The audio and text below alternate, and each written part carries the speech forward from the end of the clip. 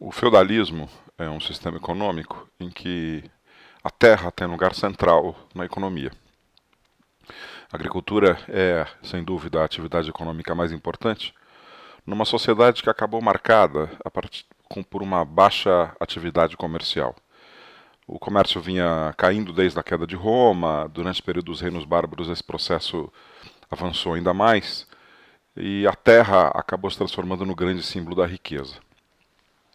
Para pensar um pouco na cultura do homem medieval, eu selecionei essa frase do historiador Jacques Le Goff, em que ele diz assim: aquilo que dominava a mentalidade e a sensibilidade dos homens na Idade Média, aquilo que determinava o essencial de suas atitudes, era seu sentimento de insegurança.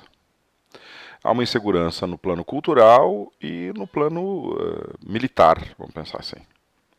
Então, para a questão da insegurança cultural, a igreja tem um papel fundamental ao abrigar os homens que buscam a salvação da alma.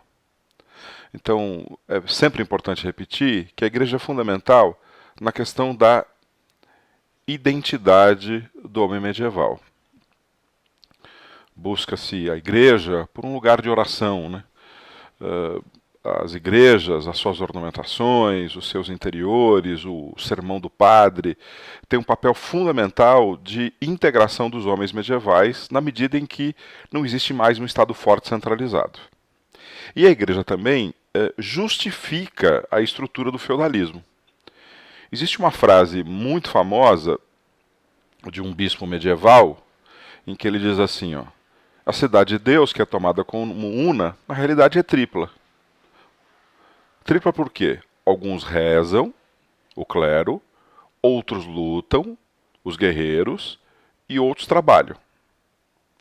As três ordens vivem juntas e não podem ser separadas. O serviço de cada uma dessas ordens permite os trabalhos das outras duas e cada uma, por sua vez, presta apoio às demais. Então a gente fala que isso aqui é uma justificativa funcional do feudalismo. Os sacerdotes, a Igreja Católica, o papel de rezar.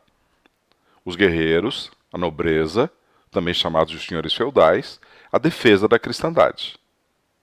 E os trabalhadores, na sua maioria camponeses definidos como servos. Economicamente, sacerdotes e guerreiros são proprietários de terra.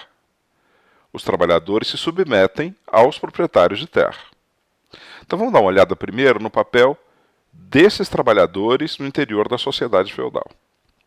Bom, os servos, nessa gravura famosa, ele aparece... Desculpa, isso aqui é uma iluminura, né? Que é um livro de registro do cotidiano medieval.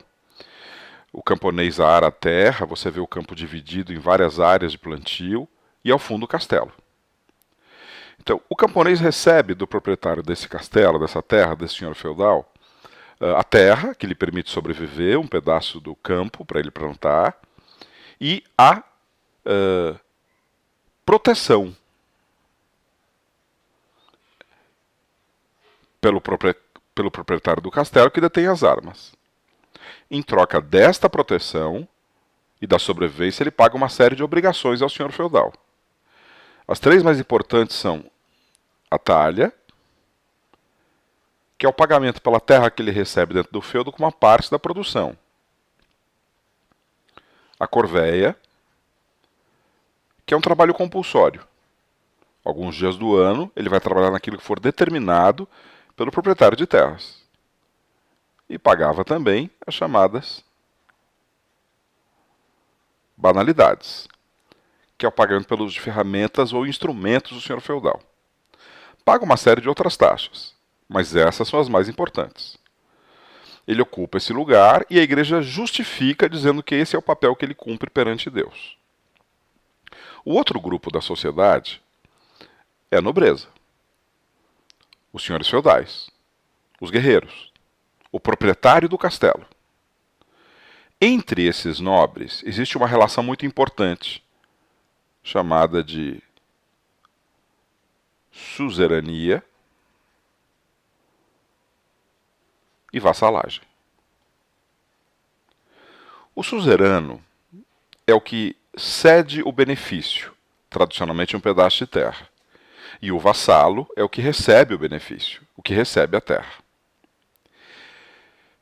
Se faz um juramento solene, muitas vezes na presença de um membro do clero, em que o vassalo se compromete a auxiliar o suzerano e o suzerano ao vassalo.